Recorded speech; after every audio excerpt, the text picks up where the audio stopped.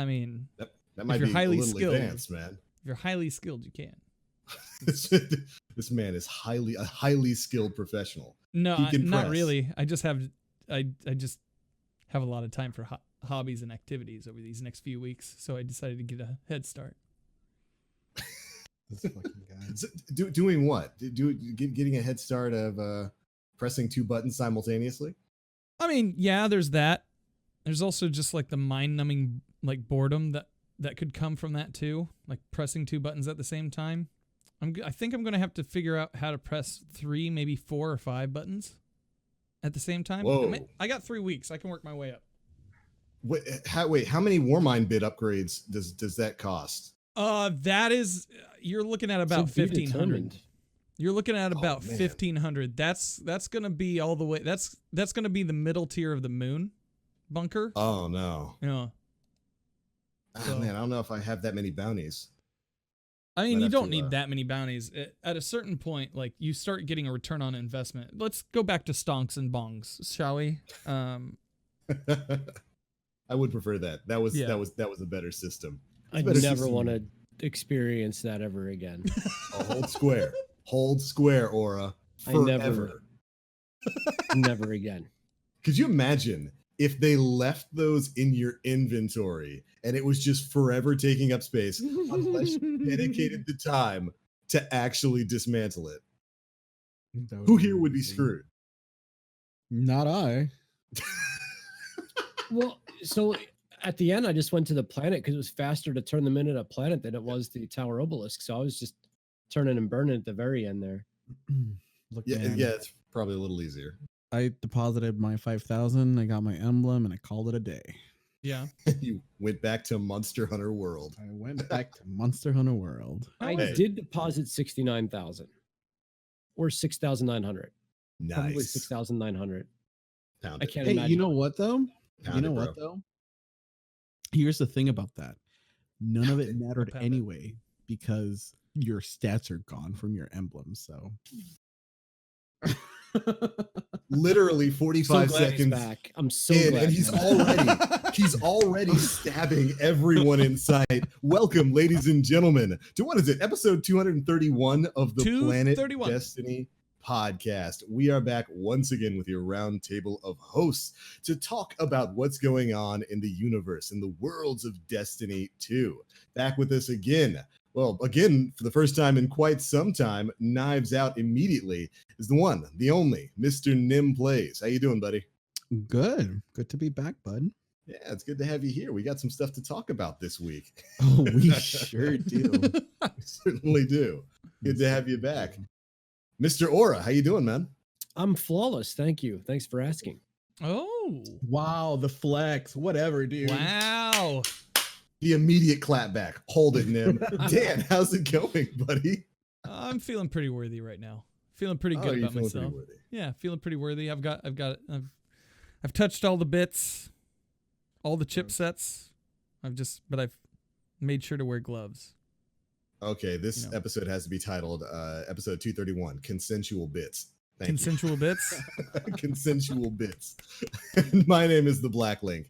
And man, the question of the evening is, Season of the Worthy, is it worthy of your time? That is the question that has been bouncing around for quite a lot of people over the last week, because I don't think I've seen, certainly not in recent times when it comes to Destiny 2, such polar opposite reactions from the community between the start of the week and then the weekend. Because at the start of the week, I was noticing nothing but salt when it comes to Season of the Worthy. The Seraph Tower public event, the Seraph Bunker new system came into effect. We had huge sandbox changes, which we're going to be talking about over the course of the show. And then like Trials at the weekend. And it was a mixture of huge salt at the beginning of the week and then nothing but unbridled praise for basically the entirety of the weekend. It's been a really, really interesting dichotomy there with how people are handling this. But I wanted to get you guys' thoughts. How do you feel about Season of the Worthy thus far? Aura, let's start with you, because you're looking a little brighter over there. You're looking a little. We'll get into that as the podcast progresses.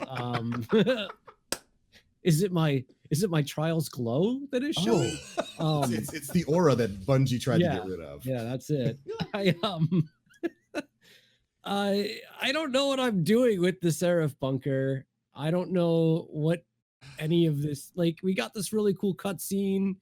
The Cabal ship, which name escapes me, is coming plummeting towards Earth, and the only way for us to stop it is to play football. America, that's right. And we go to this bunker, and you go and you talk to the computer. I don't even know if that's Rasputin or not. And then, like, there's no dialogue that explains what your currencies are or what they're supposed to be spent on or how you're supposed to progress the quest line. It was real confusing at first. I had a couple people had to break it down for me a few times over. So Season of the Worthy from a PvE perspective, I think you touched on this. Like the PvEers on Reddit were going ballistic about, and it was so weird because that's usually what the Crucible people do. Usually it's us that go ballistic about things. And then you get to Trials, and the majority of the Crucible community is just glowing with excitement and love, and it's just it's been really fun. Trials has been a lot of fun, and I can't wait to talk more about it. Yeah. I would agree with a lot of what you just said there. With the PvE stuff, of course, we got the new Seraph Tower public event activity and the Seraph Bunker, which is supposed to be kind of the central hub that you go to for your rewards and for your bounties and stuff for that activity. Terribly explained, in my opinion. You basically get the cutscene, you go talk to Anna Bay and Zavala, which, by the way, Anna Bay sounding a little weird. I did not notice that at all. I did not Really? notice that at all. You didn't think I don't so? know why. I don't know why. Does she have a frog in her throat or something? Like, what's going on? It's not Jamie Chung. It's Okay. very clearly not Jamie Chung. Maybe she was busy with other work or whatnot. But this is I think it might be the same actress who does Sloane. Okay. Doing Anna now. I haven't looked it up, but it's pretty clearly not Jamie Chung. Her new voice actress did come up on Twitter. Her name is escaping me, but I know she's done characters in Sailor Moon, and yeah. I know she's well known, but her name escapes me right now. But you go through those initial quests, you run into the Seraph bunker in the sludge area of the EDZ, and then you clear it out. And that's basically all you're told about the Seraph bunker in game. You get a quick little quest that kind of bounces you between doing things. It just says, hey, go here. Hey, kill this. Hey, activate this public event and fail miserably because nobody else running it knew what to do in the first day because they didn't tell you what to do. You head back to the bunker and it's like, hey, buy this. Okay, you're good. But what? And like I think I said before the start of this when we were talking about this, I feel like the same crew responsible for the New Light experience is responsible for the Seraph Tower public event and the Seraph bunker, because the content is there. It's fun once you know what to do, but it's horribly explained and presented. They don't really tell you What you got? anything going on there. Yeah, what you got some thoughts about this, Nem? So, to put it in some sort of perspective, since Season of the Worthy launched, I have unlocked an entire one node for the bunker. You mean the one required by the quest? One required for the That's quest. free. Yeah. So I just, again, this is just not probably just not targeted for me. I just do not find that loop entertaining and fun. Yeah. Between just the busy work that is the bounties. Yeah. To then do the public events with hopefully blueberries that know what they're doing, and to just continue that loop to what end? To the next bunker end. And then you repeat the process. Yeah. I personally don't find that fun. So I have not had no incentive to interact with that content. Yeah, I can understand that. Even right now, I'm trying to think of what the incentive is, and I guess it would be the Warmind frame bounties, which is where you get the Seraph weapons from. Yeah, but that's 3 ranks in, and it takes like 7 chipsets to rank up a single time, and you get one of those chipsets for every tier node that you unlock. Does this sound a little So- confusing to some of you Guardians out there who maybe haven't done all of this? It is. It's very Yeah. confusing I mean, and so- not very well presented. And one of the tier 3 like upgrades, because so I have all of tier 1 done. Mhm. I have most of tier 2. I think I'm missing like 1 of the tier 2. And then I have 3 or 4 of tier 3. One of them gave me like 4 chipsets. I was like, where'd this come from? Because like you guys, it is confusing. I think once you figure it out, once you figure out how to do it, it's fairly easy to see the progression down the line. But it is not explained well, as said. I had no idea where to even go to start those tiers until that's Yeah. another thing. until like That's another thing. just looked at it. But yeah, go Like ahead. when they tell you to go upgrade the node, I'm just like, dude, with how? What? Like, what? I think I probably spent like about an hour and a half doing the public event and then going back into like the bunker, trying to figure out, okay, how do I actually like upgrade? Like, what am I using? Yeah. There's no clarity into from the moment like you drop in, you get the opening cutscene to that upgrade portion. Like, I was just confused. Mm-hmm.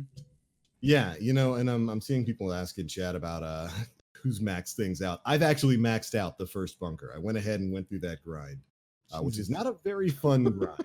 Not hard. No, believe me, it's super duper simple once you get into the swing of it, but it's just repetition.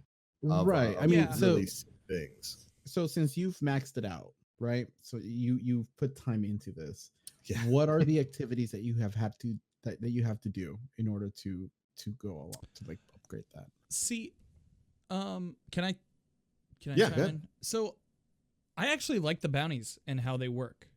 Yeah. I think so. Basically, the big ones give you 100. Mhm. The big ones give you 100 bits. I keep saying chips, but they're bits. They give you 100 bits per the weekly ones, right? So Yes. you're going to get that from your caches, from your lost sectors, from your legendary lost sectors. You're going to get that from completing the Seraph Tower events. Yeah. And then each day you have a chance at 200 bits specifically from the bounties, and each one is attributed to a different weapon, and those weapons have a variant on them. So you can either go and do something in PvE and it's going to take you way longer, or you can take those same weapons and jump into PvP, and it took me about a match a piece. Yeah, for each they're of quick. those. Yeah, they're very, quick. So you can do those bounties relatively quickly in Crucible on all 4 characters each day, or at least all 3 characters each day. That's what I did for a couple of days, and I was like, this isn't that bad of grind. It's about like an hour maybe. Yeah. And then like on each character, and then so that's 600 bits right there. I think it's a total of 3,000 to max out the full bunker.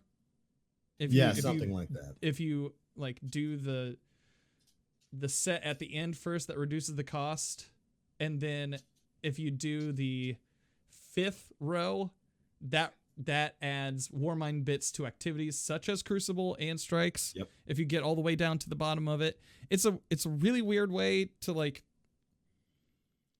It is confusing. It's very confusing for how to get to that point. But once you're there, you're like, oh, okay, I can either play PvE or PvP, non-denominational there. Continue And doing what else you would have done in the first place. Yeah. Right, Just yeah. play the game. Which, if it's going to be busy work, is the way it should be. Yes. Which is Wouldn't what you this say, though, is. that this is. I mean, wouldn't you say that this is almost the same case of Black Armory, though? Yes. Yes. Yeah. This is content for the sake of there being content. Yeah. And as of the first week, it sucks. Mm-hmm. I think it sucks. There's a couple really cool parts about it, like some of the upgrades you can get where you spawn in big Chungus guys. That's Mhm. cool. That's really neat.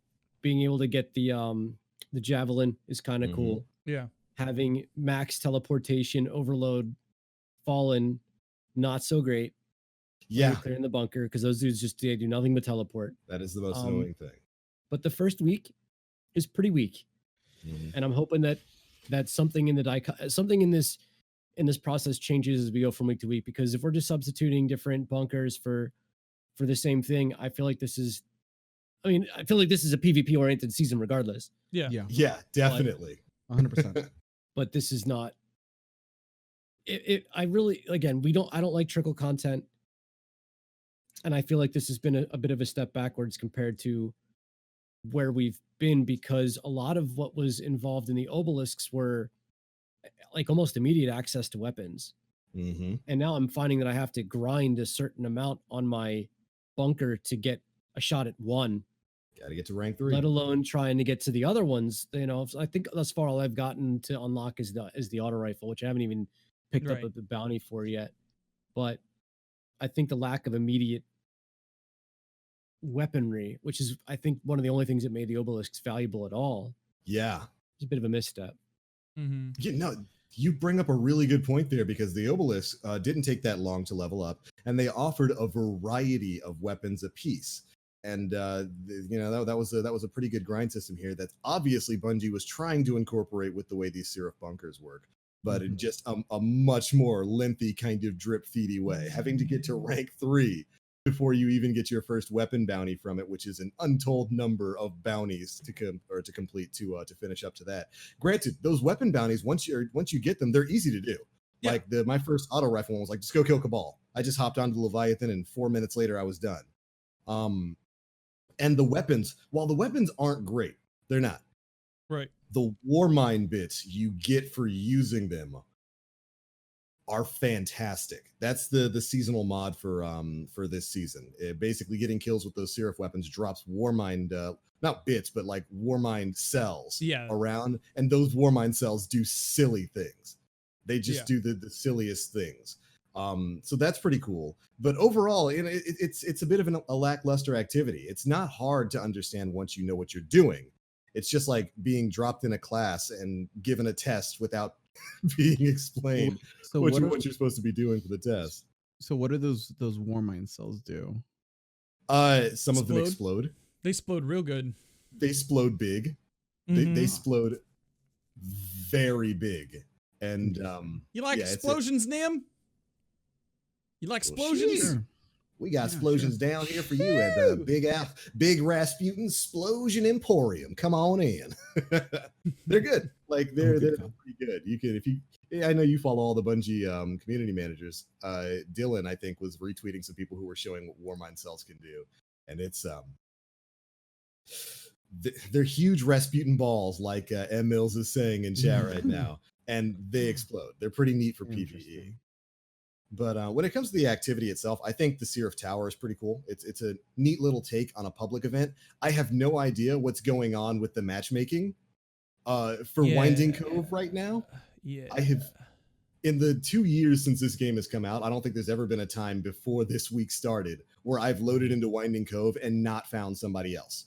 There's always somebody there. But for whatever reason, now that the Seraph Tower is active, I can almost never find people there running anything, despite the fact that this is a brand new activity. Has anybody else run into that?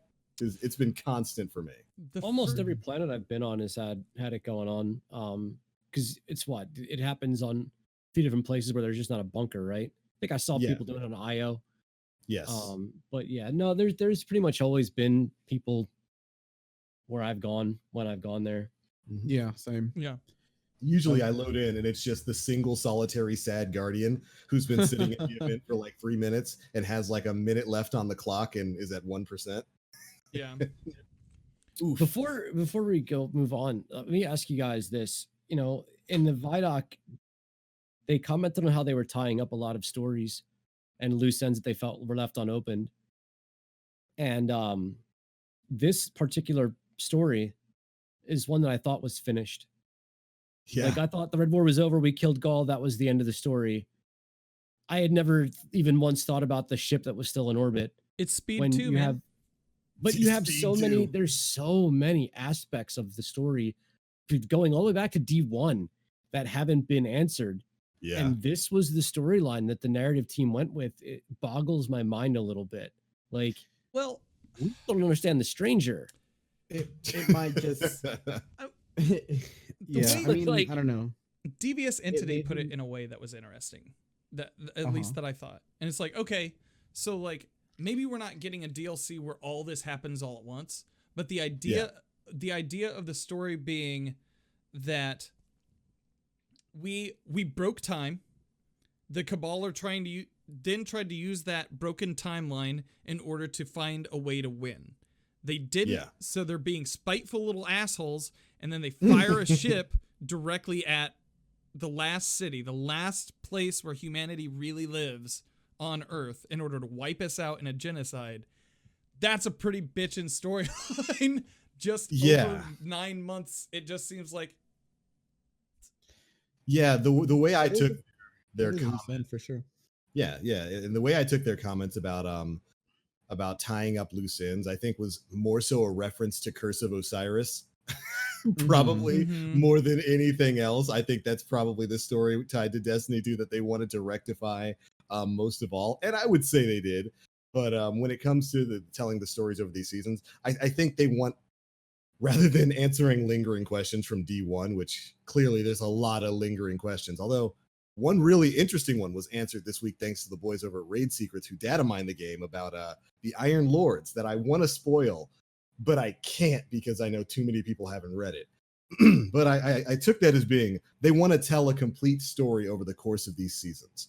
For the season pass, they want to tell the story started from D2 that was forwarded in Season of the Dawn with Osiris and Saint 14, and then the repercussions of what happened in Season of the Dawn. Because of course, the Scion who went and speed 2'd us with the with the Almighty is a Scion who survived the Sundial. It's one of the Scions who escaped the Sundial, went back to the Almighty, sisters. Yeah, and said, if this Almighty goes underneath 60 miles per hour, we're going to explode.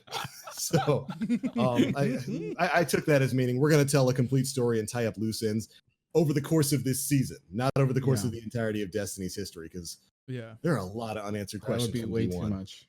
So we're gonna say that the Scion escaped the Sundial, was crafty enough to do that, smart enough to figure out that you just shoot the guidance systems and you break the steering and you ruin the engines, and then got one shot by an origin story. Yeah. No, yeah. Total asshole Not even move. a great auto rifle, bro. Not even a great auto rifle. Total asshole move. and like talk about pre-aiming a door. He got tunnel vision, bro. It happens to the best of us. It happens to the best of us out there. You get tunnel vision, you don't pay attention, you just fire as soon as you see movement. Well, now we know why Zavala has that giant like platter on his arm. Yeah. That's his move. That's his move. There you go. He sits there and he lazily waits for you to shoot this exact spot on his clearly guarded shoulder. Clearly. Big brain move from the Scion there. Big brain play. But so okay, moving on from the Seraph Bunker and all that kind of stuff. I think we've all kind of shared our thoughts that it could be a bit better. I did want to talk one more thing about it, and that was the reward system for the bunker itself. Right now, the primary way of getting the Warmind bits is, of course, bounties. And Dan talked a little bit earlier about how you can basically complete all of them by playing PvP. I think there's only really one that requires specific PvP modes, and it's like play elimination or survival. But it's one match. It's one match. It's super one duper. match. Yeah. The way I've been doing it. Yeah, the way I've been doing it is you clear out your weeklies, you do your normal dailies, then you start picking up the repeatable ones. And all of the repeatable ones are super easy to complete by heading to Last Wish, going to Shirochi, and spending about 45 seconds there shooting at a door. You can complete basically all of them that way. Head back to the bunker, buy some more, back to Shirochi, and just do that circle. That got me basically maxed out on my bunker in about a day. It was a lot of grinding, but it was super easy to get done.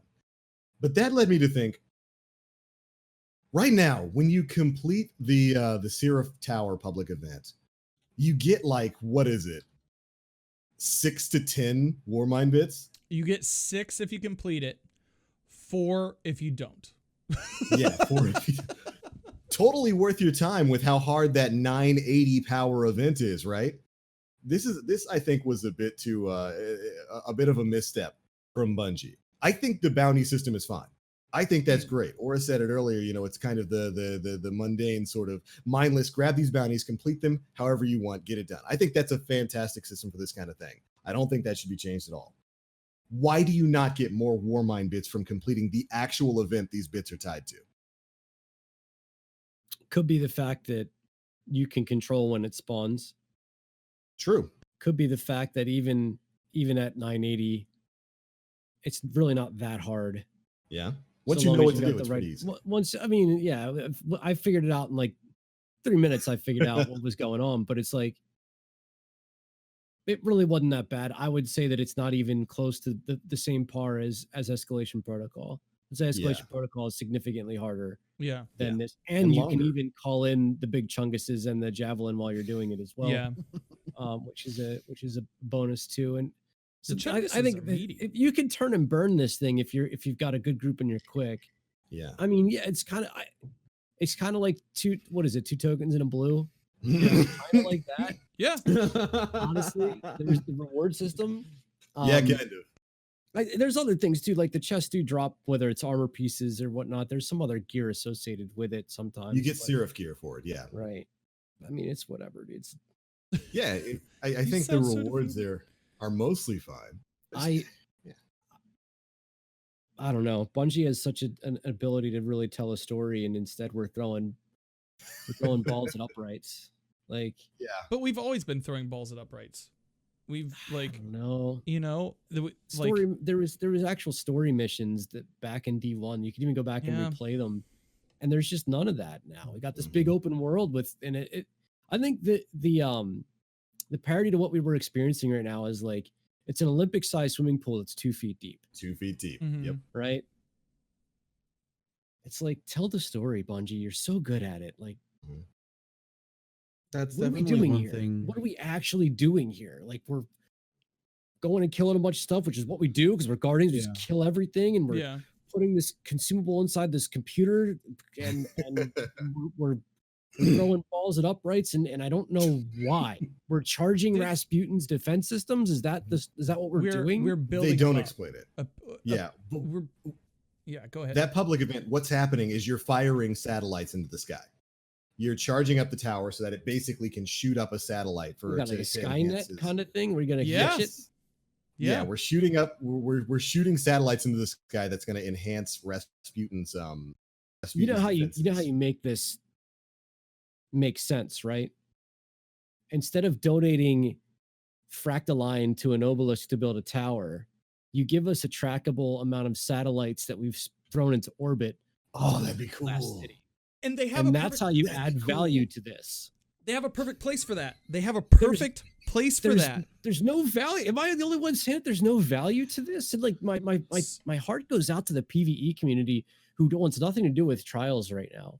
Like, because this is what you're left with. Yeah. And there's just nothing of substance to it. Mm-hmm.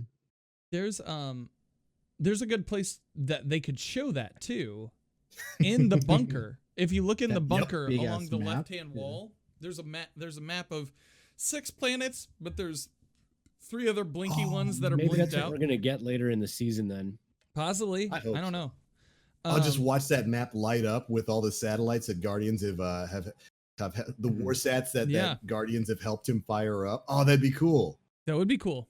That'd be a better representation of what we're actually doing here. Right. Yeah. At least there's some substance to it. Because right now there's and it's the first week of a season, and I Yeah. get it. Yeah. But we got a cutscene, and now we're throwing balls around. Yeah. There's I got to mean, be I've some seen kind of worse healthy middle videos. ground between the two, right? You know, like Dan. No, I share that sentiment with you, Aura, in that sense where, you know, that Bungie can definitely they definitely know how to write a story, but right now it's just not showing, and it was to be expected with Trials returning. Like this was going to be a very PvE light season. You know, there was a lot of there was a lot of good UI and like quality of life updates that came with this as well, which does not go like overlooked. But it's what I had in mind, that it was going to be very PvE light, very heavily focused on Trials of Osiris, which is great because it came it came back with the way it was in Destiny 1 for the most part. And That was good. yeah, it's great.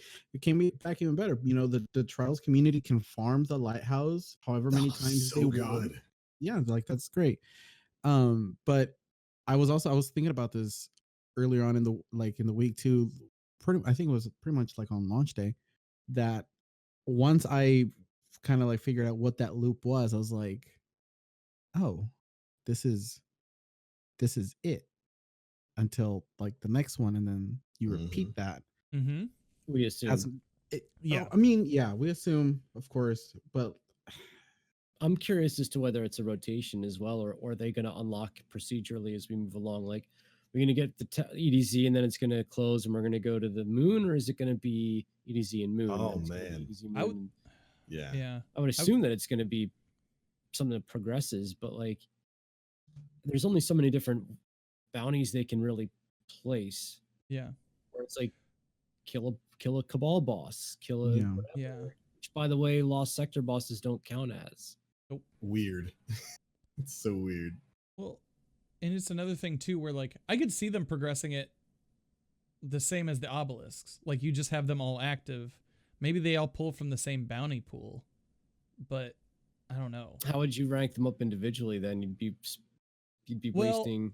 The bounty pool would probably stay the same, but if you once you do one bunker, you're still going to be getting bits, because one of the things on tier 3 is that by farming like Crucible or Strikes, you're still going to be getting bits. You get bits. So you then would go into like the moon and you just have to do that process all over again. I would bet that those would probably be a little bit more expensive than the Earth one, since you're already going to be basically farming those bits in any activity that you play.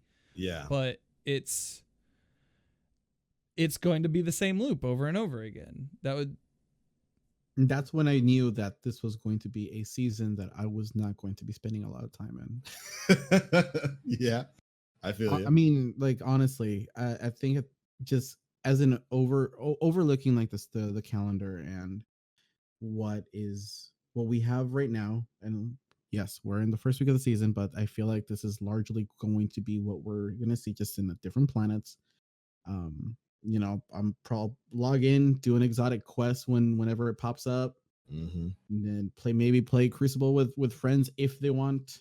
But I honestly just do not see myself interacting with the bunkers or something that will go away after the season's over. Yeah. Do you think they'll go away once the season's over? Sundial's gone. Why would we keep the bunkers? I don't Yeah, know. yeah. Something about them being an actual location that's ingrained, that has like a playable space with the. I mean, once the Almighty, like, let's say, for example, we don't know the outcome of the situation. So Right. let's say the Almighty gets destroyed by Rasputin. Really, like, what do we need those bunkers for? I'm wondering if the bunker itself on the surface of the planet stays there instead of Yeah. going back to the old overgrowth or whatever it was. But I Mhm. don't think we're going to be getting access to it. I think it's going to end up being like a locked A closed door. Yeah. with nothing actually in there, because there's got to be, they have to free up the space for whatever is Yeah. coming next. I Right. don't see Exactly. it staying. Not until Rasputin turns evil and we have to fight him, and then we have to go down there and destroy Yeah. him. Yeah. We have to hack So the again, it's door. just whatever the outcome is. I just do not see, at least for me as an individual, I do not see the reward on investment from doing these bunkers. No, yeah, absolutely. I feel that. Like I said earlier in the show, I'm trying to think of what exactly the biggest benefit of running these bunkers is, and it's really just the Seraph weapons. And I don't know if that's enough to Yeah. I don't know if that's enough to keep you in there. I think there's value in the player that just wants to turn the game on and mindlessly shoot shit.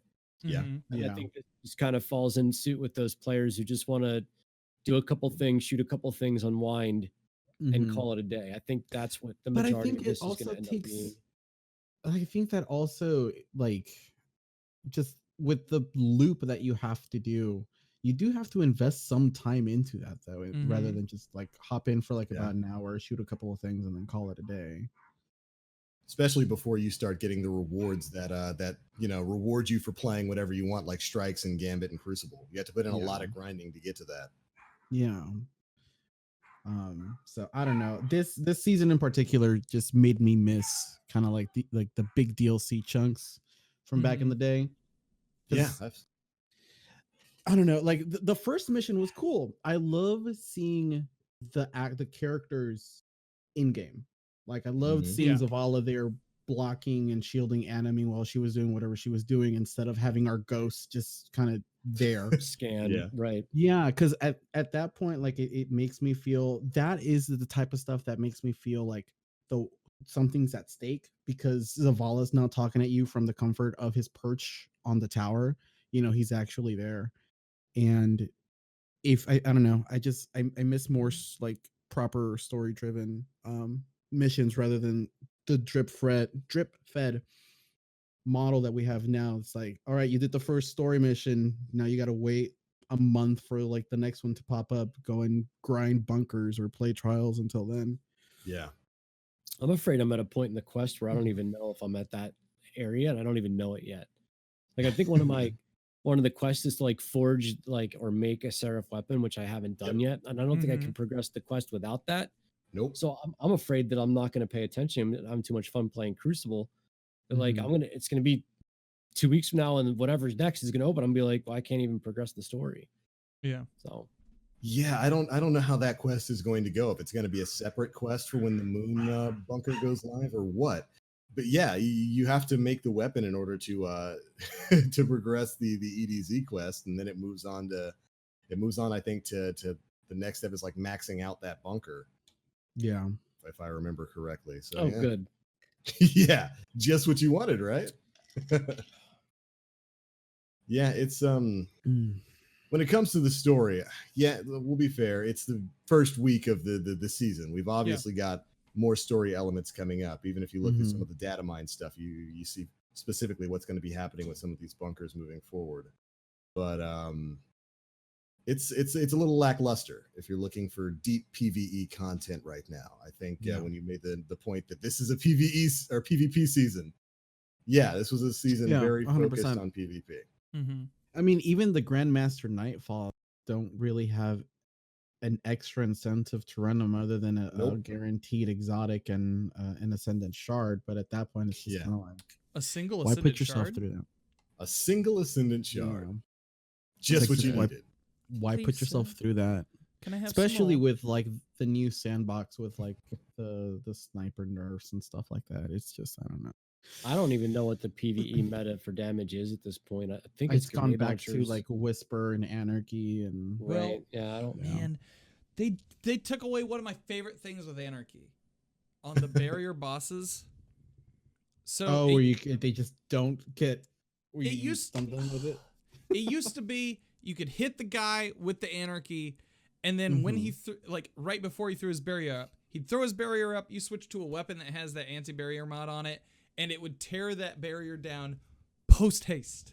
It was like it would be gone. It was pretty great. Yeah, they've changed it. It's unfortunate, but they changed it.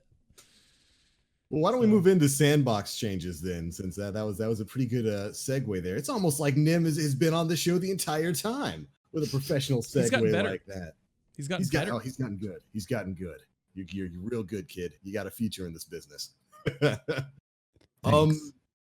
Hard light. Yep. It's been 5 years, and Hard Light has finally had its shining moment in the Crucible. Yeah.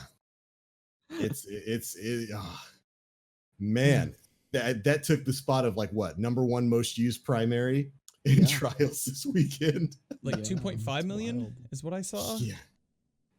Hard light. Insane, dude. Yeah, followed distantly by Revoker at like 1.6 or something like that. Yeah. Mhm. A lot of people are rocking that auto rifle right now, and it's not even close. I think the next closest primary was what? Suros? Yeah, and that's like Yep. third down or fourth down.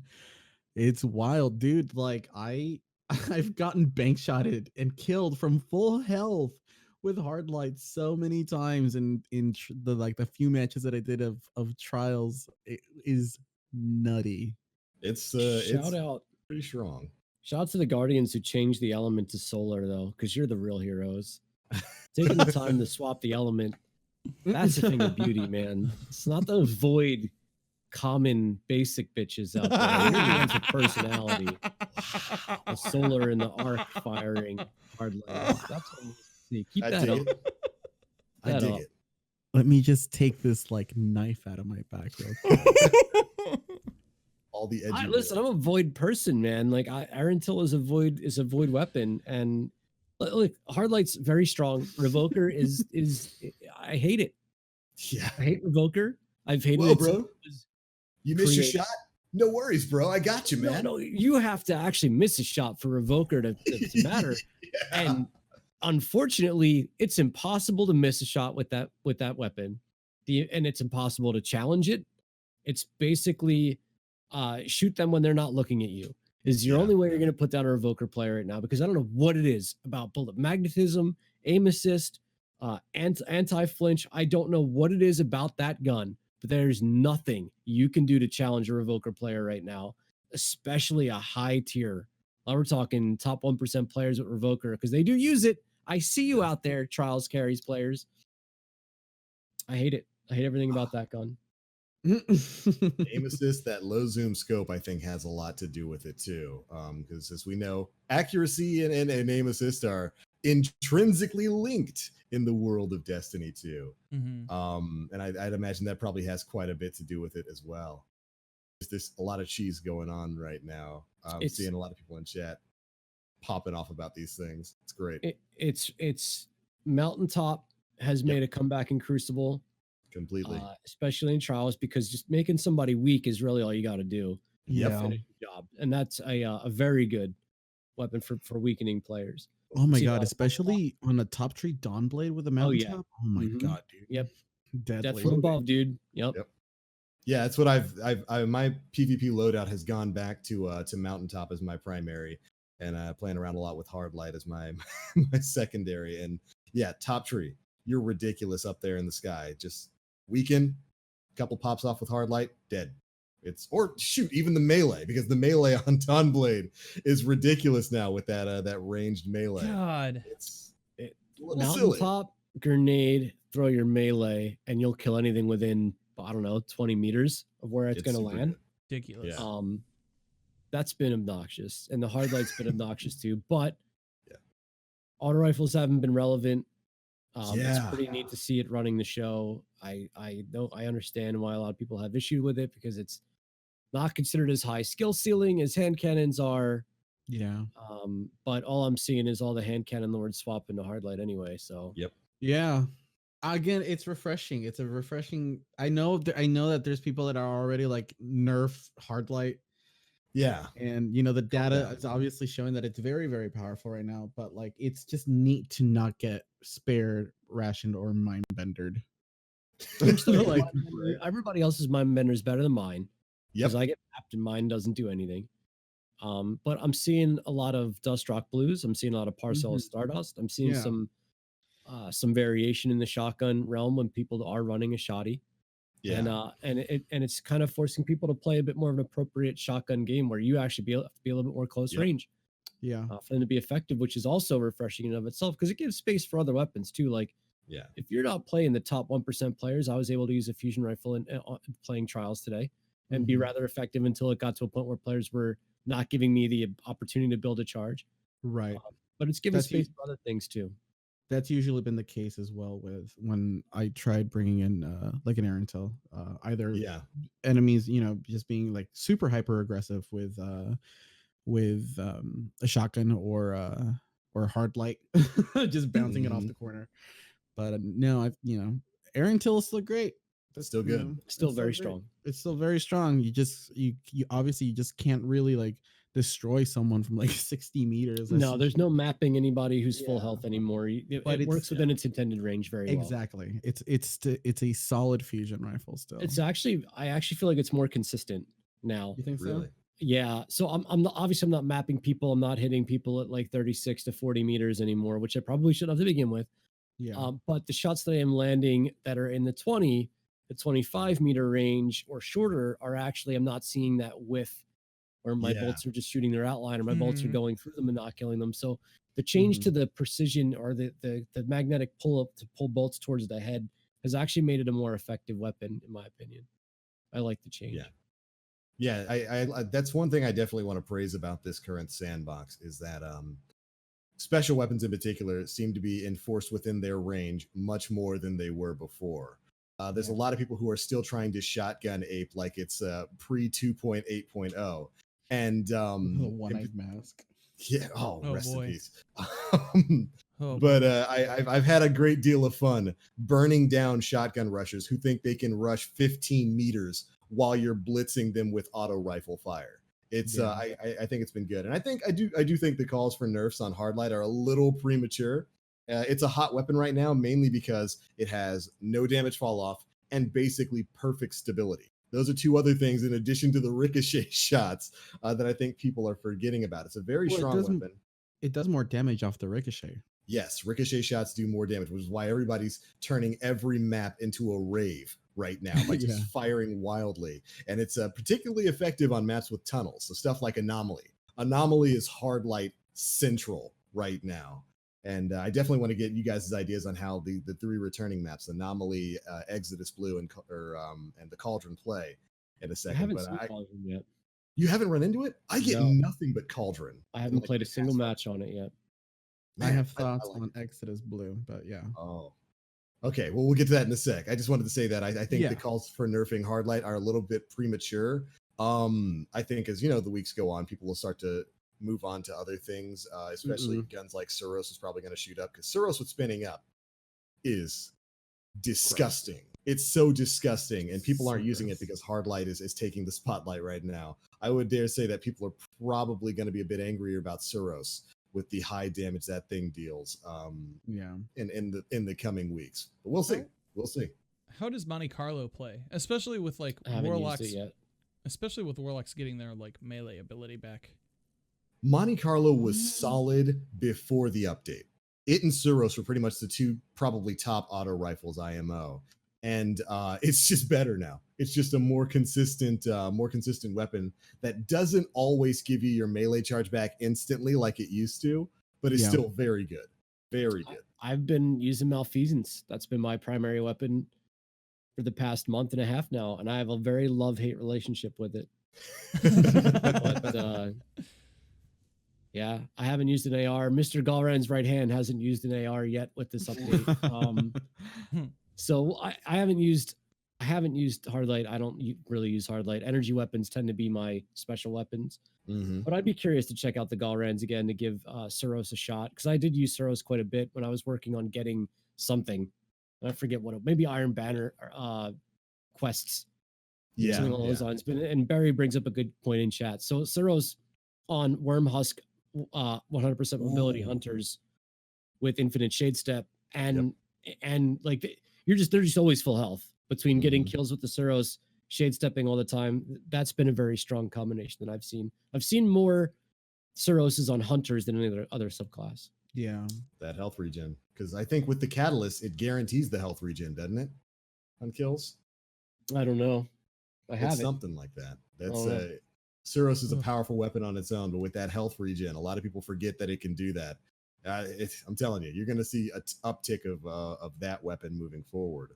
One thing that got absolutely destroyed in this update, I've actually had a pretty good time of playing around with, is the last word. Mm-hmm. The last word got mauled in this update, absolutely destroyed, specifically for mouse and keyboard players. It's the reason why you saw a lot of high tier players basically trashing the gun instantly. But one of the things they did is they made it more consistent with controller. And the aim assist value for the last word seems to be a little strong with hip firing right now. Plus, it deals Yes. more damage when hip firing precision shots. I took Last Word into a couple of games yesterday, and while it's still a fairly close to maybe the earliest branch of mid-range kind of gun, you can get you'll get destroyed at range with it. It was hard for me to miss a headshot. And I don't think enough people are playing around with that in a controller setting and testing that out. You might want to go whip out Last Word. I don't quite want to say this is a Lord of Wolves scenario where, like, I've told the story where I got Lord of Wolves early in Forsaken and I was like, oh no, oh no. But it's Last Word on controller is it's feeling way more consistent than it was before this update, despite the fact that they basically destroyed ADSing with it. You have no reason to ADS with the Last Word anymore. You shouldn't. That's not what it's meant for. Yeah. Yeah. It's the big iron on your hip. You're supposed to be hip firing with that thing. And it's it's a little silly right now. More testing needs to be done. I'm not saying that it's broken or needs to be addressed or anything, but has anybody else here used it since the update? Has anyone else been I have killed by heard it? that Grenader Jake has been using it quite extensively, and that's what's gotten a little bit of the word out that it's actually not been nerfed to crap. It's only been nerfed to crap for mouse and keyboard. For mouse and keyboard, yeah. Boo hoo. Controller it's give it a shot. That hip fire is pretty nasty on it.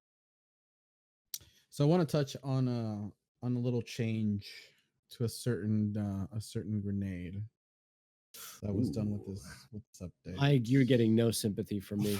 I am not seeking it from you. Good, because you'll never get it. So with this with the update, the obvious and needed changes needed to happen with handheld Supernova. That is It needed to get deleted from the game, forgotten about, like not even written, no history, like buried in the sand under an ocean at Earth's core, burned by the molten core of the planet itself. Aura, Crushed by kick you in gravity. the shin. Do it. It would hurt less than getting hit by a supernova. Yeah. So the changes to handheld Supernova were obvious that were needed. So it got a range reduction. The bolts on the grenade have a tighter spread.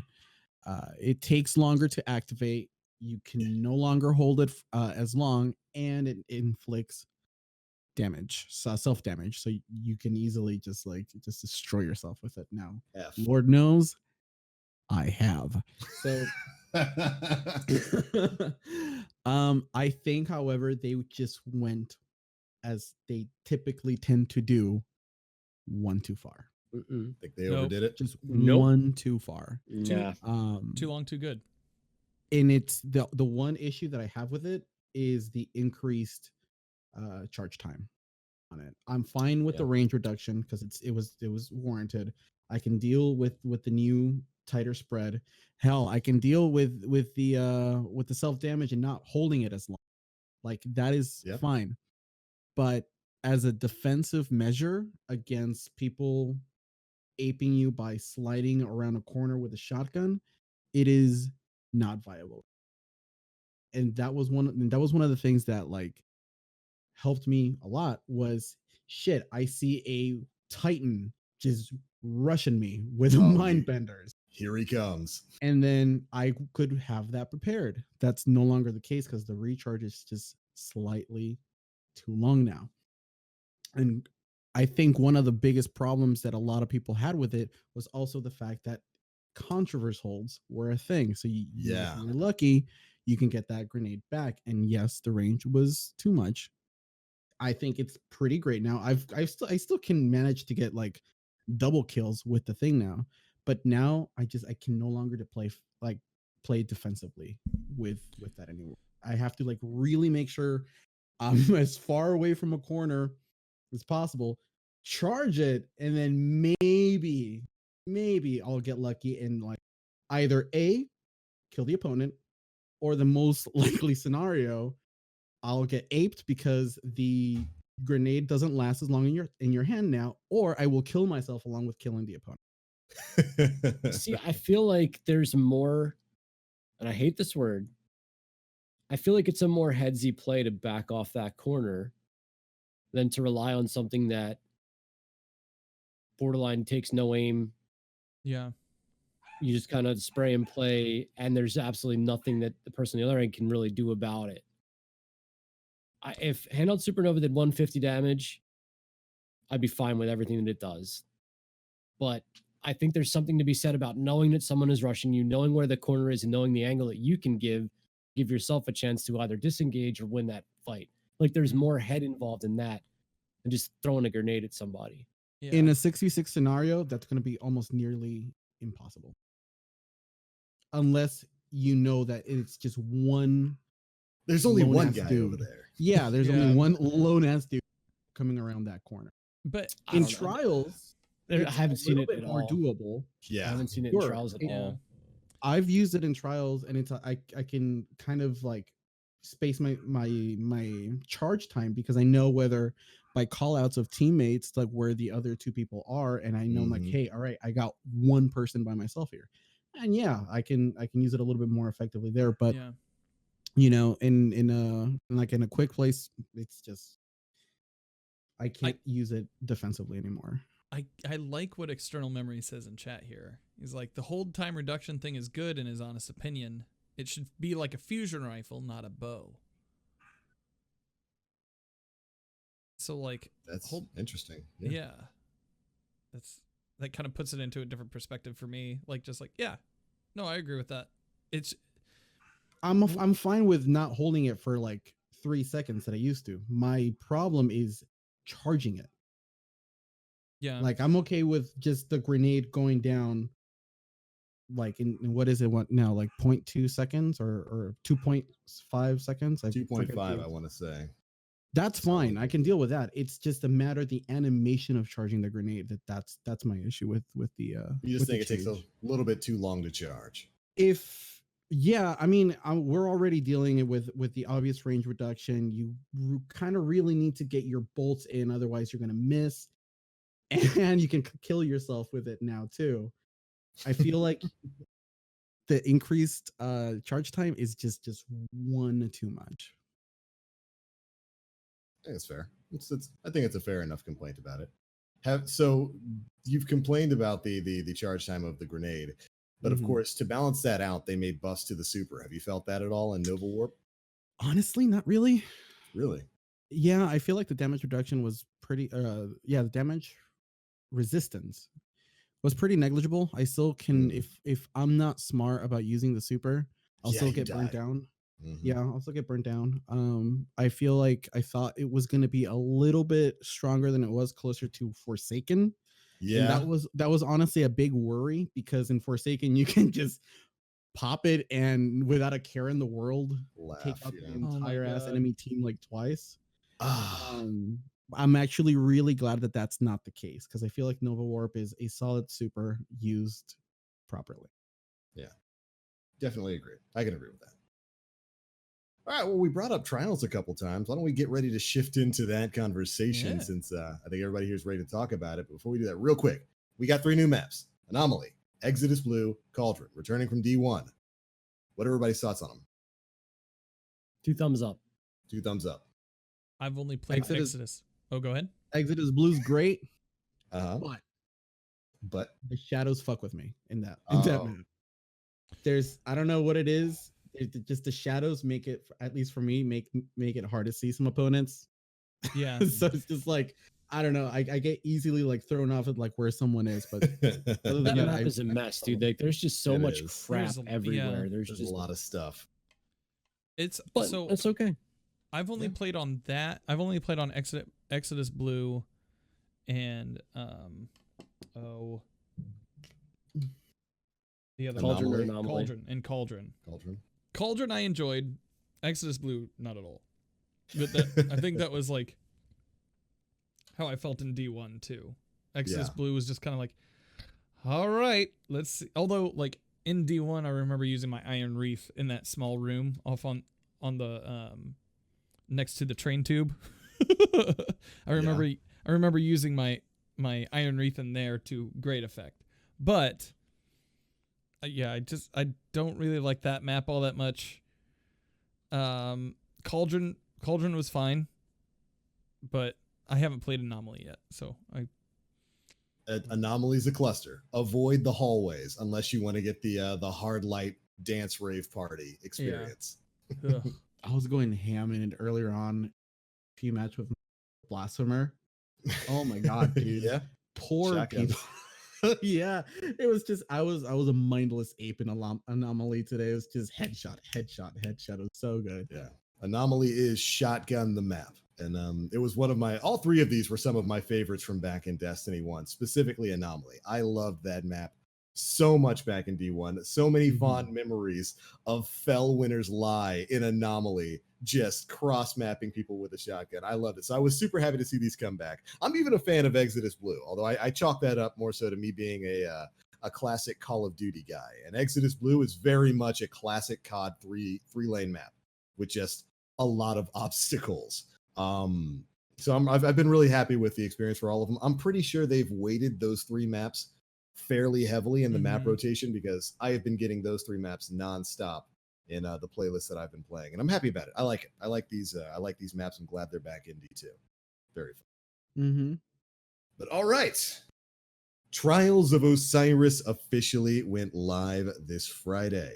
We started out this show talking about the Seraph Bunker, the Seraph public event, the Tower public event, and how it was a bit lackluster. It let us down a little bit, and I think that's a feeling that's mirrored in the community. And something else that's mirrored in the community is the absolute unrivaled joy that I have seen from the PvP community with the release of Trials of Osiris. They did it. They brought it back, and they brought it back right. What are you guys' experience with Trials? I haven't had a chance to play it. All I've been able to do, I was working yesterday, so all I was able to do was sit back and watch people stream. And it brought the biggest smile to my face to see so many Destiny channels back streaming Trials over the course of the weekend and just seeing so many people have fun, whether it's our buddies, TV, whether it's Fallout, everybody's out there. Tash was having some runs. He had a hilarious run where he ran into another streamer who was doing a trials carry, was gonna quit, and then basically got booted out of the game anyway thanks to an error code. It was magical. What do you guys think of Trials of Osiris? Anybody? Just pick and go. Did you play it all? I decided not to play this weekend, specifically because of the artifact being a part of it. I'm gonna dip my toes in next week. I got to tell you, the artifact really hadn't much to do with people's power levels that I came across. Yeah. I mean, most people were just grinding gear. Trials is a lot of fun. I mean, I played a ton this weekend. Got my flawless done, jumped in with a bunch of friends just to play the game mode and experience. Get a little bit more experience. It's been a long time since I played Trials of Osiris. So just to get a bunch of games in, we played a lot. Had some really, really great games against some really good teams. Had our clutches, had our chokes. The last time my heart pounded like that was when you were in like a 1v1 playing Fortnite at the very end. Like that was the last time my heart was really moving like that. Trials got the heart rate going. It's a lot of fun. Trials has been a great time so far. There's a lot of nonsense. There's your hard light, your revoker, your mountaintop. There's power level players that are 20 and 30 power levels higher than you. And of course, there's a million error codes, but it's just fun. Yeah. I played a couple of matches yesterday, and I had a good time with it. I kind of wish the waving away heavy ammo was back, but no, I did enjoy my time with it. Just a little disheartened by all of the error codes, though. We were on a car that we were on our 6th game, and we got booted. So we lost our mercy. And then the following match, we got matched up against an absolute lord that was on a 52 win streak in Trials of Osiris. So you can imagine how that went. And and then we got the first negative on the card. So that was kind of disheartening, and I called it a night there because it was just like, well, okay, I'm going to bed. But no, it's a great game mode. Glad they didn't really change anything that on it, because that's what was fun in Destiny 1. And the fact that you can go to the lighthouse and get rewarded every time without being locked out per week is great for the PvP players that want to just play Trials. Mm-hmm. You know, that's fucking great. So, and also glad it was on the Burnout. It had Yeah. to be on the Burnout. Yep. That's And right. glad that there's, I mean, at least this is just more a me thing, but glad that there's no map rotation. Mm-hmm. It's Mhm. like now. original Trials. Original For now, Trials. there's no map It's rotation. like original Yeah. Trials. We'll see if So- there's a weekend where they do that, because there has been weekends in the past where it would rotate between a couple Yep. of maps. Well, they Yeah. changed it. Yeah, they changed it in Destiny 1, like the last iteration of it. The maps always changed. So Yeah. And then I forgot what I was gonna say. I was gonna say something like really cool too, and I forgot. Well, Burnout's a good choice. Night Burnout way better than Day Burnout. Mm-hmm. Yes. Excited to see what the next one is. I'm not going to be looking forward to Exodus Black because it's a tough map for Trials to play on, but I'm sure it's going to make its way into rotation. What was the second map? Bannerfall, or was it Pantheon? Oh That was man, the I don't second- remember. I think it was I do Pantheon. not the second remember that week. far. So I No. think it's Convergence that it'll be next week. is- Sniper lane. Yeah. Sniper lanes, Guys, yeah. remember when Oh my goodness. when Icebreaker was the thing? Yep. It was Jesus. just like everybody using Icebreaker. Even worse. Effort eats spear. You start the match off and you just Mhm. hear in the background. All right, here come the one-shot body shots from the final round scums. Oh Yeah, my god. You brought up something fantastic there, and that is the notion that you can go to the lighthouse over and over and over again to get rewards. This is exactly what Bungie needed to do for the PvP environment. They have been clamoring for years for some kind of way to grind out gear playing a game mode that they like. Comp wasn't doing it. It never has. Iron Banner definitely wasn't doing it. But making it so that you can continually farm out Trials to get different rolls of the gear that's available each week, because it's set gear each week, right? Yes. It was It is set gear set this week. gear Yes. each week. That's fantastic. So it's an activity that people who primarily like to play PvP can just sit there and play all weekend long. Fantastic maneuver from Bungie there, and I can't even begin to express how happy I am that they didn't screw this up.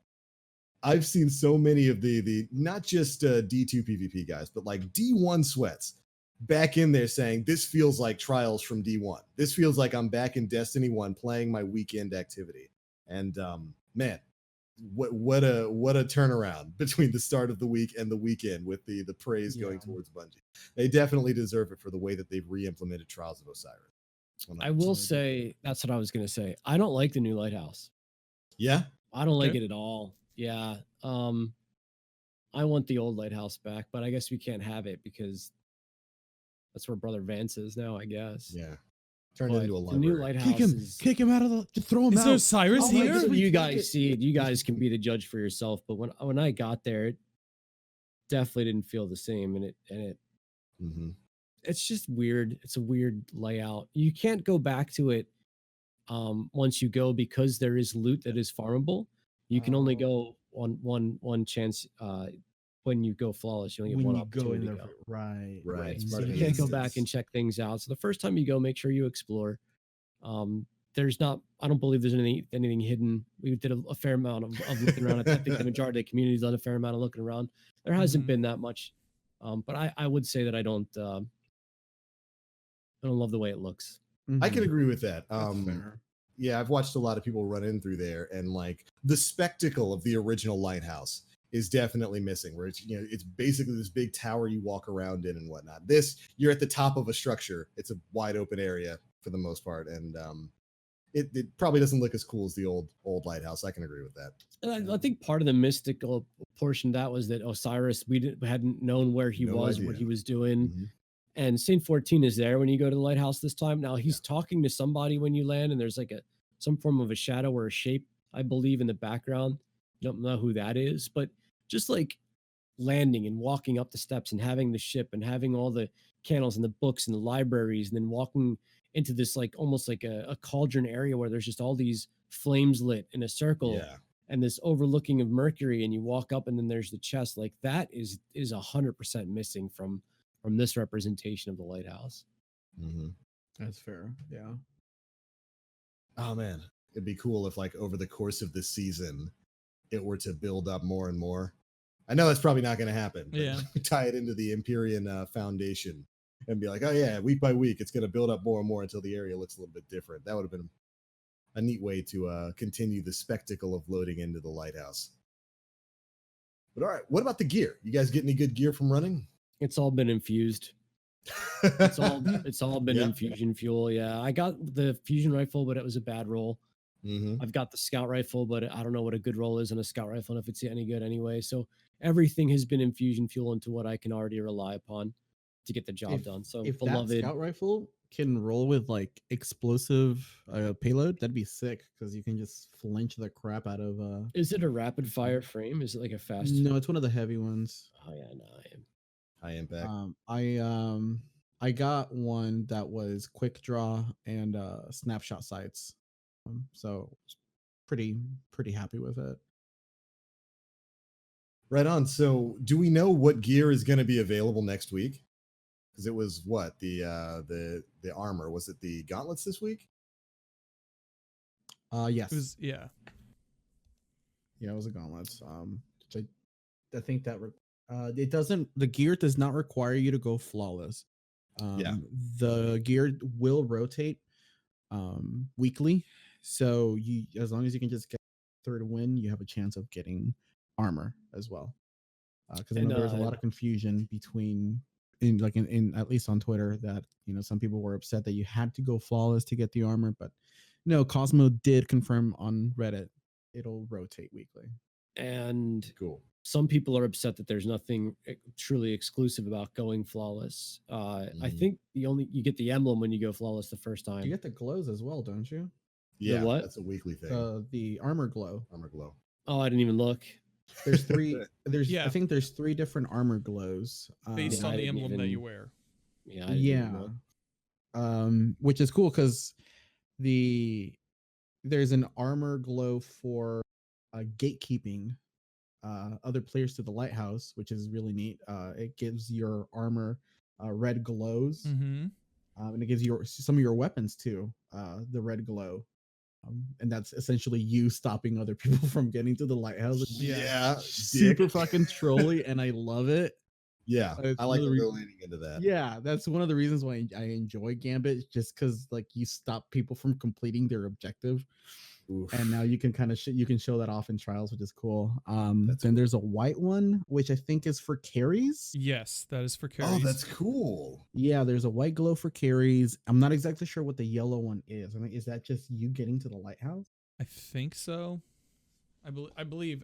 I watched a video. I watched Aztec Cross's video Yeah. on the on trials and how it works right now. And that seems super interesting. I like the fact that it's tied to emblems that track specific things, especially like all of the emblems I feel are beautiful. They did a really beautiful. good job with them. Yeah, they're really, really good looking. But yeah, I watched the video. I saw some of his criticisms on trials, specifically not having the adept weapons as the flawless reward, as a flawless reward. That would have been nice. But yeah, but it's just going to be an adept version of a gun nobody's going to use. Right. Like, we're not talking about Yeah. game breaking. Like, congratulations, Right. you've got an adept scout rifle that's bad. yeah.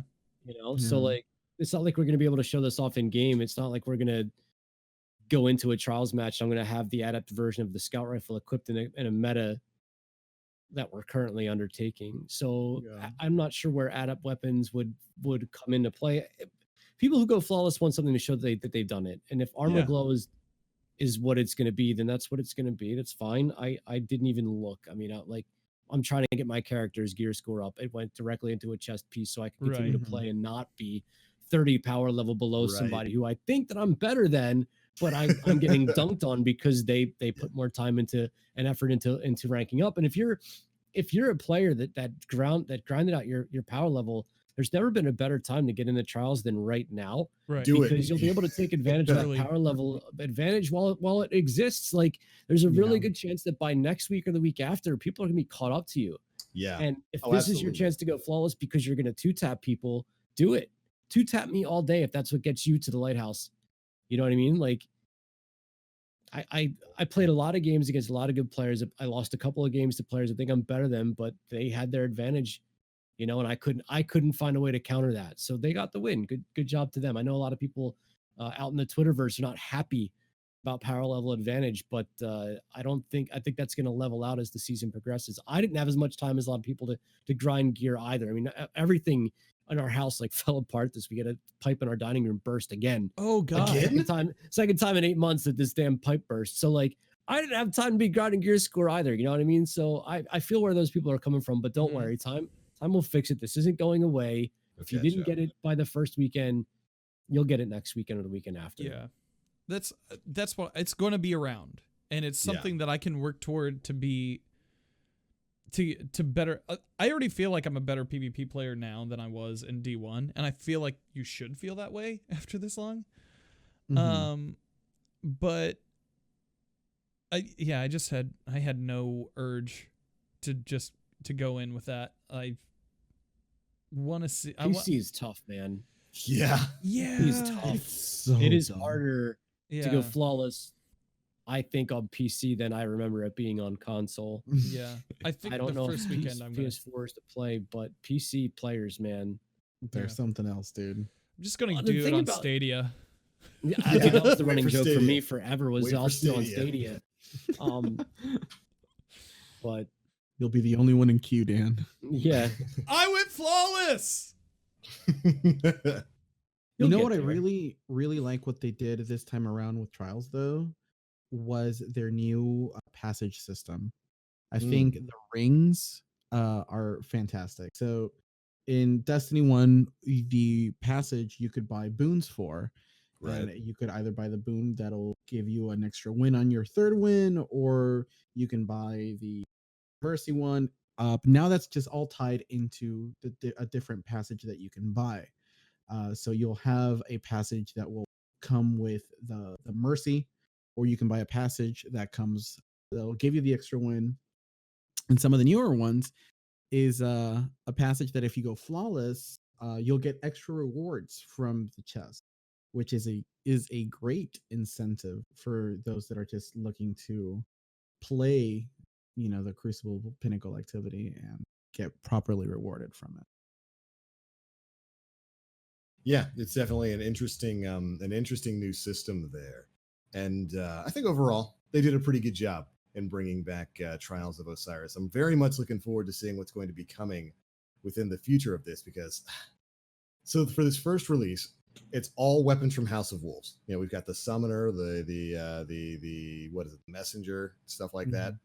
I wonder if and when they're going to bring in either new guns, or are they going to move on to what basically dropped in season 2 of Trials of Osiris, stuff like the Doctrine of Passing or Passing and whatever. I wonder if they're going to move on with that, or if they're just going to continue to bring in new stuff. Mhm. Real quick, before we wrap up this section for Trials, I wanted to get you guys' idea. So you played it, you got your gear from it. What would you want to improve about the Trials of Osiris experience right now, if anything? Wait, what was the question? I was reading chat. What would you want the to? experience about it, like Yeah, what would you improve? Yeah. What would you like to see honestly, one of the change? hardest parts about it is only having 3 people to play with. Like there's just like there's an abundance of players that I want to get involved and play trials with, and only having a fire team of 3 makes that a bit of a hurdle, because I just want to be in everybody's whisper, like, yo, let's play, just to get games in. We had the- that aura, and people did not like that. No, people did not. Yeah. Dude, 4v4 No. really did change the game. We didn't have a 4v4 that played like this, that had the abilities that this did in the meta that we do. Mhm. Yeah. Yeah. It's a lot different. The game's a lot different now. And I'm saying that 4v4 would be better. That's I'm just saying, like, it's hard to only get 3 players when you're so used to playing PvP with so many people. Yeah. I like the way that the revives work, where if you die once, your revive timer is like 5 seconds. If you die again, it's 10. If you die a third time, it's 15. Yeah. I No think that's chaining really here. good. I would take heavy out of it. Really? I don't think the game needs heavy to play around. And especially on maps where it's blatantly an advantage for one team versus the others where it spawns. Mhm. Yeah. On the map we're currently playing. Like if you spawn inside, you get power. You get heavy. Unless you've made a horrible mistake, you're getting it. So I would like to see it completely removed. I don't think that it needs it to play around because you play 4 other rounds that don't have it involved, and you find a way to get those rounds to end. Whether that be you wait for the cap point, which I've only had one team we played against wait for cap point before doing anything. That was only one round. But most players, they just play for a pick and rush, and power doesn't need to be there for that to occur. I would take it out. I understand that. Remember when Trials used to have like a power drop on each side, and everybody could get heavy from it? That was oof. And that was back when you only one in D2.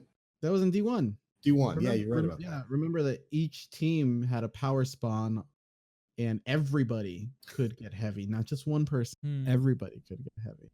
Yeah, I think that'd be even worse. Like you just have Wordcliff coils all over the place, or chaos. Yeah, I don't think you need it. I don't think you need power. I don't think you need power in comp either. I actually kind of feel like, I mean, and listen, I use 1,000 voices in most Crucible because it's trolly. No one expects it. Yeah, and you just set the world on fire, and it's fun. But in true competitive, in true endgame, I don't think the power really has a place. That's the thing. I don't know if it's an improvement, just opinion. I would just I can agree with you on that, Aura. Yeah, I feel you. Just especially with how, like, I'm just gonna throw out one weapon out here, Hammerhead. Especially with how that thing performs on, it's just fucking disgusting. New Age BTRD. You literally cannot outdo it. Obviously, error codes are an issue if you're talking about improvements. And I think Bungie put the onus on the player base with like port forwarding and stuff like that, accessing your router, and which is a little bit goofy. I kind of hope that they find a way to fix this, because I don't think that what's going on right now should be on the player's responsibility. But so today I had my mercy removed for me at least 4 times throughout cards because of disconnects of the best internet that you can literally get in the Philadelphia area. And so like I know it's not me. And it's apparently, there hasn't been a lot of DDoSing, there hasn't been a lot of hacking. So kudos to Bungie on that. They have actually been really proactive with that. They were throwing out ban waves while Trials was going on. They were responding directly to people making reports of any cheaters they encountered, at least on PC. I'm not sure about console. While Trials was active, I remember seeing a ban wave or 2 go out like Friday after reset started for people who were actively live playing the game. So they're taking it seriously now. And of course, they did. There is the notion that they swapped the way their network reads things. I think they swapped over to one of Steam's systems for network connections, and that's why they put out that upgraded port forwarding guide, which is if you go into the game, one of the reasons people aren't getting DDoS like crazy right now, you can no longer see people's direct or personal IPs. Finally, you can join people's parties and not have your IP exposed to them, thanks to the magic of Steam, at least on PC. I think it's the same. You can still do it on console, but for PC, good change, just in time. So that's probably the reason for a lot of the error codes going on right now. A lot of people probably have their ports set up differently, but happy to see that they're being proactive. Hopefully they can keep us safe from DDoS attacks and keep us connected to the game without having to, because how many people actually have access to that information or their router? How many kids out there with their parents who run the internet like that? Yeah. Oh my god! Fun. Now that we're talking about cheaters, I was playing a control match yesterday, and I noticed coming out of a hallway a really strange burst of like bullet trails coming out, and I'm like, that's not normal. So I immediately started like just kind of chasing down the enemy team to see like, all right, who is it? Who's doing it? And I would hear it just happen, just hear that wicked burst. It was wild. And I would see the sprays coming out of corners. And then finally towards the end of the match, I noticed it was on our team Oh that no. someone was doing it. Yep. And when I finally noticed what it was, this person was running a full auto Jade Rabbit. And he was just, the moment somebody would come around the corner, they were immediately deleted. I could not Rest believe in it. peace. It was insane. Oh my god, it was so dumb. Seems legit. Full auto Jade Rabbit. So dumb. It happens. It happens. Just gotta report them when you see them. I think the craziest hack that I had seen though was in Iron Banner. There was some random dude in the opposite team applying a burning debuff to our Yep. entire enemy team. Yep. Mm-hmm. It was wild. Well, at least we know they're taking at least some kind of actions to try to stamp down on that, and hopefully some of these changes to network help with that a little bit. At least they seem to be responding to player reports now, at least much more frequently. So here's hoping that change goes into effect. Well, all right, I think that's it for the discussion on Trials. Everybody here, give it a thumbs up. I think Trials pretty good. Yeah, great. It seems Can't cool. see it, but I'm doing it. I'll do Pretty this. good. Pretty good. Nem will give us the thumbs up on Instagram. Yeah, Do it. we'll get a Twitter video of just thumbs up. All right, so does that take us to any questions we might have? I believe we have one question. This comes from Mills. Do you think Bungie relies a bit too much on content creators to fill in gaps on quest steps, activities, etc.? God only knows how the Seraph things would have panned out if there wasn't Oh, some my form of a goodness. YouTube video or somewhere that people could go, or Reddit. I don't necessarily know that I limited only to content creators, because there's threads out there on Reddit Yeah. that would be helpful as well. But like, Yeah. if that didn't exist, Yeah. what do you talk about I- emails to each other? I don't. I wouldn't say they rely on it, because I don't think they intended for this to be like, all right, we're going to drop this activity. We've got the Seraph Bunker. We've got the Tower public event. We don't need to explain it. People will figure it out.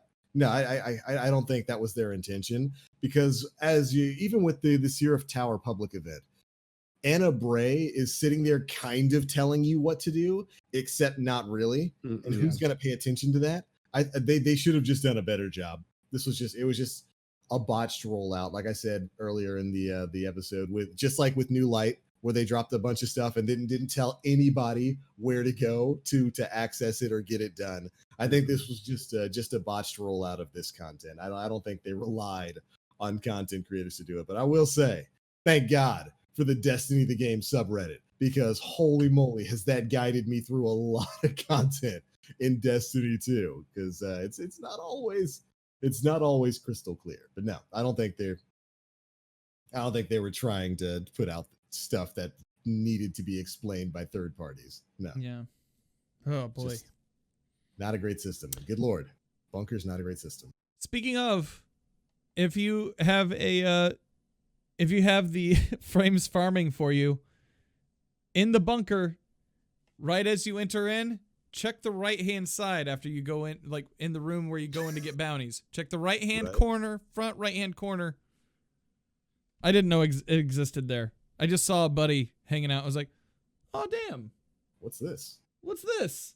Oh, he's got a chest next to him. I wonder what's in it. And then I opened it, and it was a Dusklight shard. Not Dusklight shards? A One. Dusklight shard. Was that worth your 240 Warmind bits? You know what? I think it was. One. The exchange rate really showed me something that day. Inflation just going straight down. That's a perfect example of Bungie's awful job here in showing people things. Of course, what he's talking about is one of the tier upgrades you can get for the Seraph Bunker that makes it so that Rasputin gathers planetary mats for you. You buy he that. sends out frames. He sends out Yeah. frames to go do this. Frames to gather. But they don't tell you where to pick it up. Just you buy it, and suddenly a chest shows up on a different corner of the room that the HUD doesn't point you to. Yeah, this was just a mess. This was just a mess that they put together. It was just that Could've been one them. frame that went out. It went out and Yeah. it picked it up and it was like, oh, this is heavy. Well, I can't guess I'm transmit done. this. Let's just carry it back. He made it over there and he dumped it in the thing. He's like, that's good enough for government work. And then moved on. For government work. That's right. He put in the exact amount of government employee would. Perfectly unionized labor right there with the Rasputin frames. Excellent. Then he had to take his Rasputin mandated 1 hour break after that. So he's off having a smoke break in the corner by the teleporter, chatting it up by the water cooler there. You guys see all these Guardians coming in here? This is weird, right? Yeah. Nobody's getting checked. They could do a better job. They could do a better job of showing you where you need to go for these things. Who knows? Well, maybe that'll be a quality of life change sometime in the future. Novel idea. But all right, I do believe that's it. That's it for the is there anything else we need to talk about on this episode? For quick and dirty, no. I think we're good. We good. Trials, good stuff. I think they did a great job with that, and that's clearly the shining star of the season of the world. Well, all right, everybody, that is it for episode 231 of the Planet Destiny podcast. Before we get on out of here for tonight, of course, we're going to let you know where you can find us all across the internet. Starting off with the man who hasn't been here in a while, Mr. Nem Plays. What you got going on, man? Literally nothing. Literally.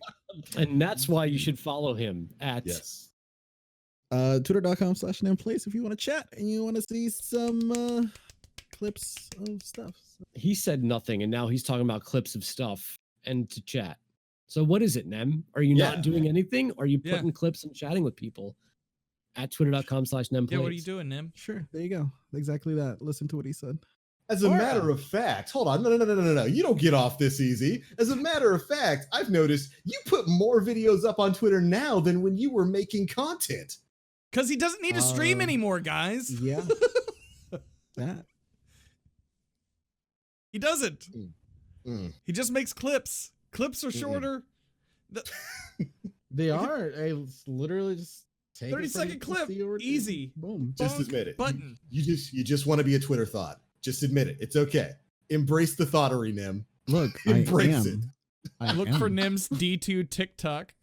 Oh my God. Oh, Nim's no. premium OnlyFans going live now. Catch only the freshest handheld Supernova plays on his OnlyFans. $15 a month. Get in there. I'll advertise it. I'll record the commercial for you, Nim. I do this, my brother. Be a thought. Embrace it. I would pay $15 a month for him to not post clips on Supernova. Yo, I'm with pretty petty.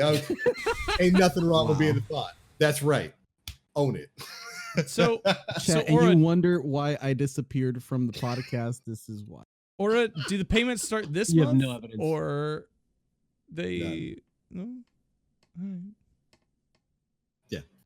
Immediately. Start immediately after this episode concludes. Speaking of, Aura, where you at, man? Well, before I tell you guys where you can find me, because I've been elusive as hell lately, I have a little announcement to make, and I have to thank the Planet Destiny community and, of course, my co-hosts here as well. I am now officially sponsored and partnered with Elgato Gaming, which is crazy. These big, beautiful lights that are in front of me right now came courtesy of Elgato. We got 2 key light airs, and I've got a green screen behind me that also came from Elgato. So thank you, Elgato, for the opportunity, and thank you guys. Obviously, I couldn't have done this without all 3 of you, including Nem, even though he left us. Thank you for being a part of this. Because this being sponsored by Elgato is massive. They are very well known, very high quality company in the gaming industry and the streaming industry. It's huge. So thank you, Elgato, for that. You can find me sometimes maybe at twitch.tv/Aura as I try to get my life back together. Start a new job on March 23rd. My schedule is going to change. Been dealing with that. Obviously what's going on with the coronavirus. IRL is kind of taken over a little bit as we make sure that we're set. Families are all set for whatever might be coming down the pipeline. So I haven't been live very consistently for the past 2 months, and that might continue for the next 2 months. Who knows?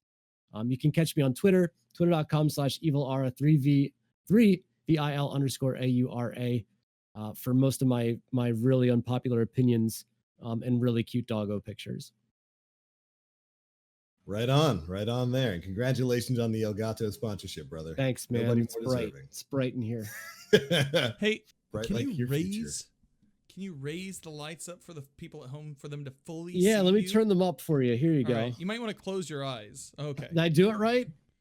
I think Look at how dark that is. yeah, that is Is that right? that is You want it Nem back levels on? of darkness.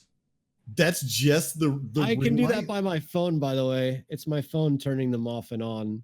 There's an You- app. What? Yeah, That's so gnarly. you can use your phone to do it, and you can turn the brightness and the warmth of the lighting up or down. I can change the color from white to yellow to blue, and how bright it is, all from. We're gonna have to That's put a warning on ridiculous. this episode. I can't believe it's So- lighting up that much of your room that well. Holy That is crap. amazing. Yeah, they're That's good bright. stuff. Yeah, Yeah. they're bright, dude. Yeah, yeah. This is like fluorescent retail working level white. Yeah. Like this is painful white. Then you can make it a little bit more with the yellow. Doesn't make it as Yeah. brutal. And like I said, it's all done by your phone. Well, at the very least, you look great. Rock on. I feel like I look better like this, but that's okay. At least you can see now. Yeah. Dan, where you at, man? Oh, hi. A couple of announcements from me as well. I was invited to join Last Rights as a content Wait, who sent creator you that there. email? Say what? I said, who sent you that message? God damn it. You made me cry that day, dude. Yay! You asshole. Cry. I love you. I love you. Like you Cry sent me like the message. You sent me the message. You're like, hey, we'd like to extend an invitation out to you to join Last Rights. And I was just like, oh, this means that means a lot. And Welcome aboard. yeah, it was great. Thank you so much, man. And so yeah, I joined there last week launched Side Quests, the new iteration of Side Quest Sunday that is kind of like Side Quest Sunday and Destiny Digest all rolled into one. So you can pick that up whenever you have or wherever you pick up podcasts. Spotify and Apple Podcasts are currently available. How to be a better blueberry win? Well, I'll probably be making that sometime in the next 3 weeks because I'm off work. They're paying me to be off work. I do not have the coronavirus, but the place where I work, in order to help stem public exposure to it and to kind of flatten that curve, has shut down for 3 weeks. So you'll probably see more of me on stream. I'm just going to be making a lot more stuff, and Right on. especially with this 3 weeks, I'll probably have some YouTube videos out in the next few weeks. So, but you can find me on Twitch, twitch.tv/DayInfinity, or on Twitter and Instagram @DayInfinity, but the I's are L's. That's pretty much it for me. Right on. Gonna be looking forward to all of that, especially the Blueberry series. That's, like I said, Boy Scouts, but for Guardians. Yeah, Gold. man. It's gold. Absolutely gold idea. Gotta do it. Looking forward to it. You gotta do it. Of course. And my name is The Black Link. You can find me pretty much everywhere on the internet, Twitch, Twitter, YouTube, all at The Black Link. I've been streaming pretty consistently as of late.